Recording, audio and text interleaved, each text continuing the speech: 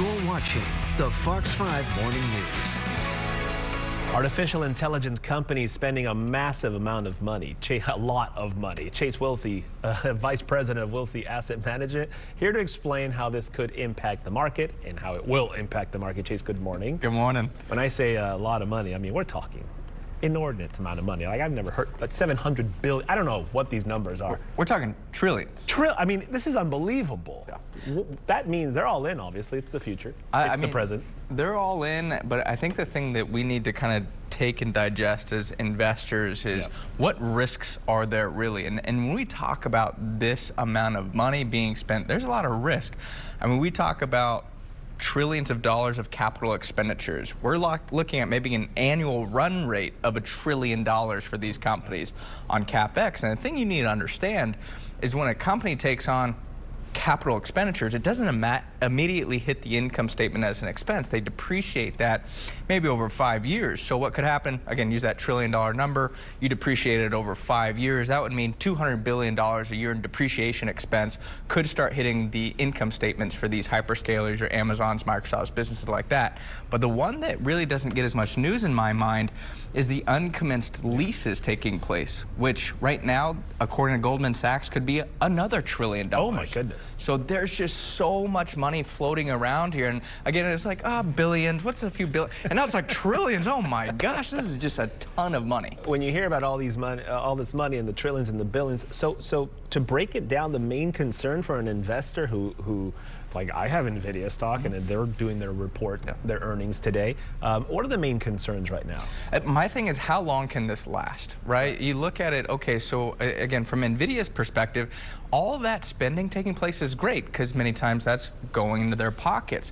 Well, from the other side of the coin, companies like Microsoft, Amazon, Meta, those companies spending on the build out, well, that's a lot of expense that they have to keep doing. So is that going to be 2, 3, 4, 5, 10 years worth of trillions of dollars of capital expenditures, or is it going to be maybe just 1 or 2 more years? The length of this cycle is really important because that's going to decide who the winners and who the losers are. I heard, I don't know if it was yesterday or today, coming into work on the radio, that OpenAI and I heard a $700 or $800 billion number as they're getting ready, I think, to go public next year. What does that make sense to you in terms of that kind of investment before a company goes public? You know, the hard thing with OpenAI and Anthropic is right now they're still in this huge growth phase. So Anthropic is actually supposed to come public, it looks like, before OpenAI is. Right now they're at a $65 billion annual run rate in revenue. There's some rumors out there they could be valued at, you know, $1 to $2 trillion themselves. So that's still going to be a huge valuation on that because of the high expectations for growth.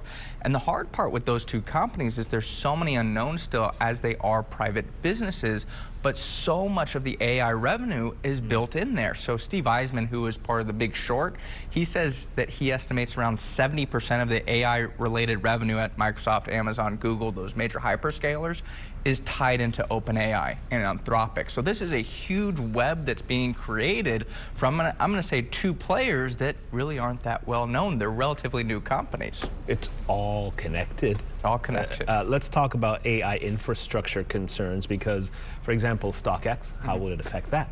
Yeah, I mean, the thing that you look at with the build out for these AI data centers is people don't like them. To say the least. In their backyard.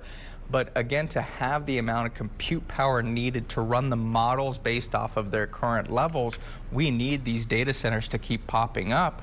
But the question is, who's willing to allow them into their backyards? I mean, they come with, you know, huge water expense, huge electricity expense, and frankly, they're just not very pretty to look at, in my view, as well. Let's talk about the pushback on those data centers because obviously, can they change their plans? Can they change locations? I've seen videos of the noise and of the data centers that are built right behind a condo complex. What is the need in terms of putting it there versus a more desolate location? Is that an option? Or? You know, I think that could be more of an option, is more out there, but again, you still have communities that don't want them near there, and you still have to have the access to water, you still have to have the access to the electric grid. So again, the infrastructure may not be as feasible. I'm not a construction expert, but again, I think there is a reason they're building them where they are building them. I can't tell you exactly why at this point, though. I'll let you go with this. Do you expect the growth of AI to outlast the risk that you're talking about? I think there are a lot more risks than people anticipate. My view is I'm very cautious on AI. I think it's here to stay, but in the exuberant kind of fashion that people are looking at it today, I think there's a lot of overhype.